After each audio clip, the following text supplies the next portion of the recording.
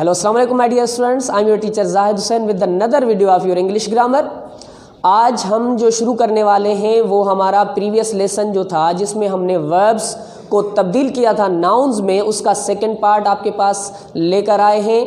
हमने प्रीवियस जो पार्ट 1 है उसमें ये बताया था कि how can we change a verb into a noun, और उसमें हमने बताए थे आपको 3 रूल्स, यानी हमने आपको 3 रूल्स बताए थे कि जिनकी मदद से हम किसी भी वर्ब को नाउन में तब्दील कर रहे थे। उसका जो फर्स्ट रूल था वो ये था कि you have to add a suffix that is ance और ence, यानी अगर किसी भी वर्ब के लास्ट में आप ance या ence as a suffix use करोगे तो वो वर्ब आपका नाउन में तब्दील हो जाएगा। उसके बाद जो सेकंड रूल था उसमें हम सफिक्स जो यूज़ कर रहे थे वो था ment मेंट, यानी अगर किसी भी वर्ब के लास्ट में आप मेंट ऐड कर लोगे तो वो वर्ब आपका नाउन में तब्दील हो जाएगा। और हमारा जो थर्ड रूल था वो था कि अगर किसी भी वर्ब के लास्ट में SION या TION शन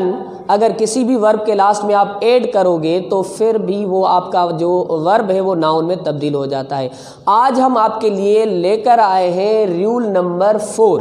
ठीक है बेटा, तो आज का लेसन हम शुरू कर रहे हैं जिसमें हम कुछ और वर्ब्स हैं जिनको नाउन में तब्दील करेंगे। और आज का जो रूल है वो है रूल नंबर 4। रूल नंबर 4 के हिसाब से add TY to a verb. Dear students, if you add ty a suffix after any verb, the verb will change into a noun. अगर किसी वर्ब के लास्ट में आप ty ऐड कर लेते हो तो फिर भी वो जो वर्ब होता है वो नाउन में तब्दील हो जाता है। तो हमारे पास कुछ वर्ब्स हैं, हम कोशिश करेंगे इनके लास्ट में ty यूज़ करेंगे और देखेंगे कि आया ये वर्ब नाउन में तब्दील हुआ या नहीं हुआ। हमारे पास जो वर्ब्स हैं बेटा, the first verb is secure. The first verb is secure. Secure का मतलब क्या होता है? जैसे हम कहते हैं कि बेटा कोई चीज़ यहाँ पर सिक्योर है यानी हिफाजत से है।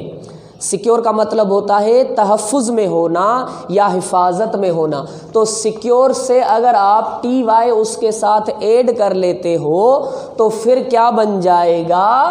हमारे पास एक नाउन बन जाएगा, दैट इज सिक्योरिटी। क्या बन जाएगा?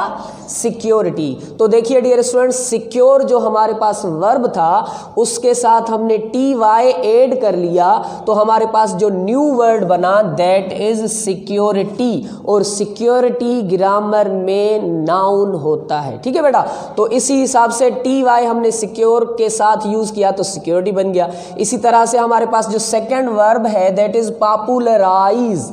पॉपुलराइज का मतलब होता है पॉपुलर करना, किसी चीज़ को मशहूर करना। ठीक है बेटा, किसी चीज़ की तशहीर करना। तो पॉपुलराइज के साथ भी अगर हम TY यूज़ करेंगे तो बन जाएगा पॉपुलैरिटी, यानी मशहूरी, किसी चीज़ की मशहूरी। तो ये पॉपुलैरिटी क्या हो गया? ये हमारे पास नाउन बन गया। थर्ड वर्ब है हमारे पास नेशनलाइज। नेशनलाइज का मतलब होता है किसी को कौमियत देना, किसी को कौम का दर्जा देना। ठीक है बेटा, किसी भी ट्राइब को, किसी भी कबीले को कौम का दर्जा देना, उसको कौम बनाना, तो ये होता है नेशनलाइज। तो इसके साथ भी अगर आप TY यूज़ कर लोगे तो आपके पास जो न्यू वर्ड बनेगा दैट इज नेशनलिटी। तो नेशनलिटी का मतलब होता है कौमियत। ठीक है बेटा, तो कौम का दर्जा देना वर्ब है और कौमियत क्या है? ये एब्स्ट्रैक्ट नाउन है। हमारे पास फोर्थ वर्ब है आइडेंटिफाई। आइडेंटिफाई का मतलब होता है शनाख्त करना। ठीक है बेटा, या शनाख्त करना या शनाख्त देना। ठीक है, तो अगर इसके साथ भी हम TY ऐड कर लेते हैं तो बन जाता है आइडेंटिटी। ठीक है बेटा, आइडेंटिटी का मतलब होता है शनाख्त। तो आइडेंटिटी क्या है? एब्स्ट्रैक्ट नाउन है आइडेंटिफाई का। फिफ्थ वर्ड है हमारे पास कंटिन्यू। कंटिन्यू का मतलब होता है जारी रखना या जारी करना, किसी भी चीज़ को जारी रखना। तो कंटिन्यू के साथ भी अगर आप ty यूज कर लोगे, ऐड कर लोगे, तो आपका जो न्यू वर्ड बनेगा दैट इज कंटिन्यूटी। ठीक है बेटा, तो कंटिन्यूटी, कंटिन्यू का नाउन बन गया। देखें जितने भी न्यू हम वर्ड्स बना रहे हैं उनके लास्ट में आप देख रहे हो ty हम यूज कर रहे हैं, और अगर किसी वर्ब के लास्ट में ty आ जाता है तो वो वर्ब से चेंज होकर नाउन बन जाता है। हमारे पास नेक्स्ट वर्ड है एक्ट। एक्ट का मतलब होता है अमल करना, एक्ट का मतलब होता है काम करना या अमल करना। तो एक्ट के साथ भी अगर आप ty यूज कर लोगे तो आपका जो नाउन बनेगा वो बनेगा एक्टिविटी। ठीक है बेटा, तो एक्टिविटी नाउन है और एक्ट हमारा वर्ब है। लास्ट हमारे पास जो वर्ब है दैट इज मॉडर्नाइज। मॉडर्नाइज का मतलब होता है मॉडर्न करना, जदीद करना, किसी चीज को तरक्की देना। ठीक है, तो मॉडर्नाइज के साथ भी आप इसी रूल के हिसाब से अगर ty यूज करते हो तो आपके पास जो न्यू वर्ड बनता है दैट इज मॉडर्निटी। ठीक है बेटा, यानी जिद्दतपन, किसी चीज का जिद्दतपन। तो मॉडर्नाइज हमारे पास वर्ब है और मॉडर्निटी क्या हो गया हमारे पास नाउन। तो डियर स्टूडेंट्स आप देख सकते हो कि ये जितने भी हमारे पास वर्ब्स थे उनके साथ हमने एक सफिक्स यूज किया दैट इज ty। तो सफिक्स ty यूज करने के बाद हमने इन तमाम वर्ब्स को नाउन्स में तब्दील किया। तो हमारे पास ये वर्ड्स जो हैं, ये वाले वर्ड्स जितने भी हैं जिनको मैं इनसर्किल कर रहा हूँ, ये तमाम वर्ब्स हमारे पास नाउन्स हैं। क्या हैं? नाउन्स हैं। तो ये था फोर्थ रूल के हम किसी भी वर्ब को नाउन में कैसे तब्दील कर सकते हैं। अभी हम देखेंगे फिफ्थ रूल।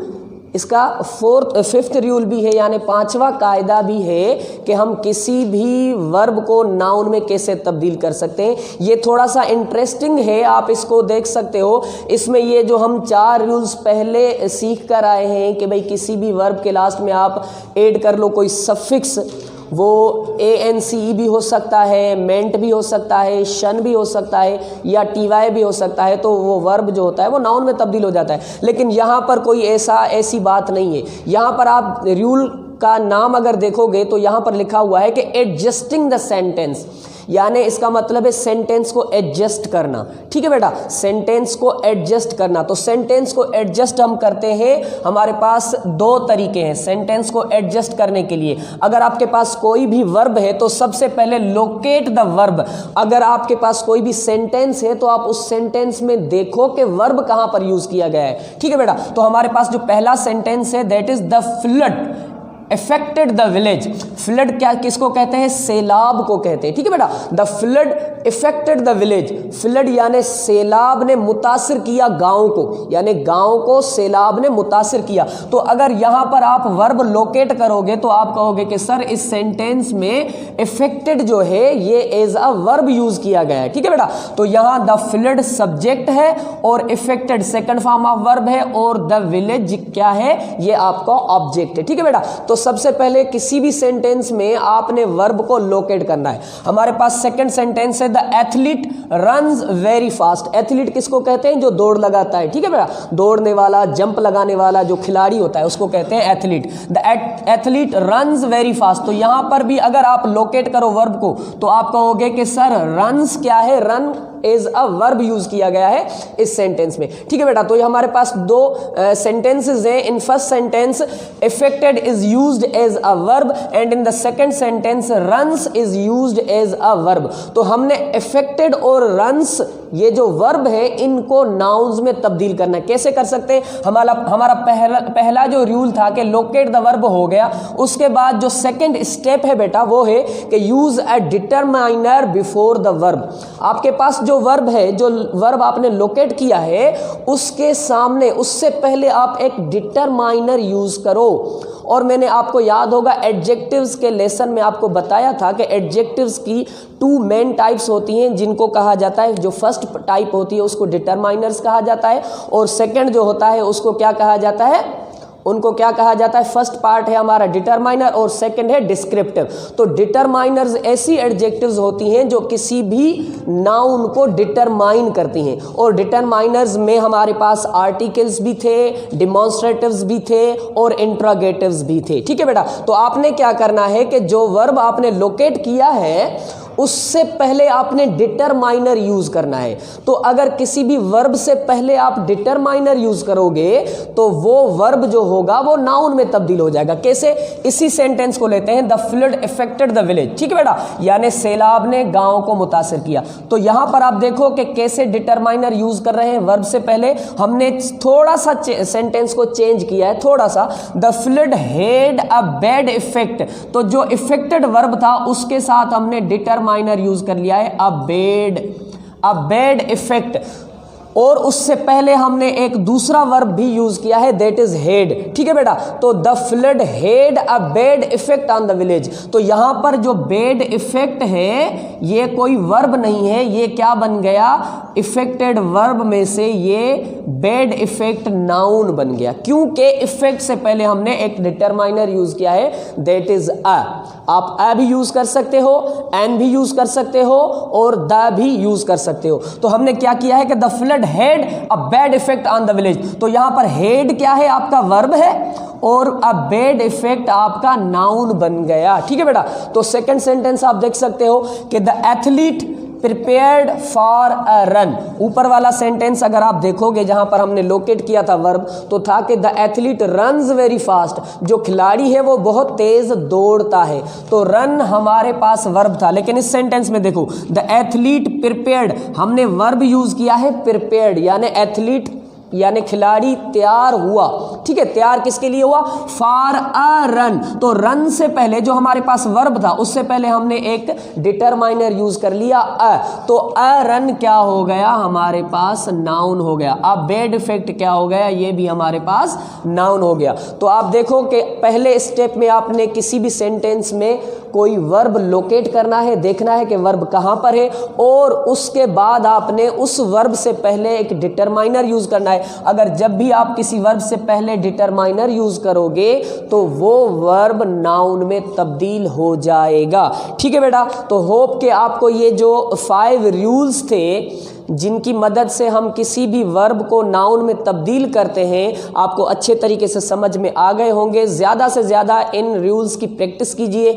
आप जितने ज़्यादा सेंटेंसेस बनाओगे, आप जितने वर्ब्स को नाउन्स में तब्दील करना सीखोगे, तो आपकी जो गिरफ्त होगी वो इस टॉपिक पर अच्छे तरीके से आ जाएगी। ठीक है बेटा, तो ये कुछ ऐसे वर्ब्स थे जिनके साथ हमने सफिक्स टी वाई यूज़ किया और उनको नाउन बनाया, और यहाँ पर हमने एडजस्ट किया सेंटेंस को और उनके जो है वो 2 स्टेप्स किए। सबसे पहले लोकेट द वर्ब किया, यानी वर्ब को लोकेट किया। उसके बाद किसी भी वर्ब से पहले हमने एक डिटरमाइनर यूज किया। लेकिन याद रखिए कि डिटरमाइनर यूज करने से पहले आपने वर्ब को डबल करना होता है। ठीक है बेटा, ऊपर वाले सेंटेंस में देखिए सिर्फ एक वर्ब है, लेकिन यहां पर जब आप जो वर्ब है उससे पहले आप डिटरमाइनर यूज करोगे तो आपको कोई और वर्ब भी चाहिए। जैसे यहां पर है the flood affected the village, लेकिन यहां पर है the flood had a bad effect. तो इफेक्ट को तो आपने कर लिया नाउन, तो आपको कोई वर्ब तो चाहिए अपना सेंटेंस मुकम्मल करने के लिए। तो ये थोड़ा सा जो है वो थोड़ा सा डिफिकल्ट होता है स्टूडेंट्स के लिए,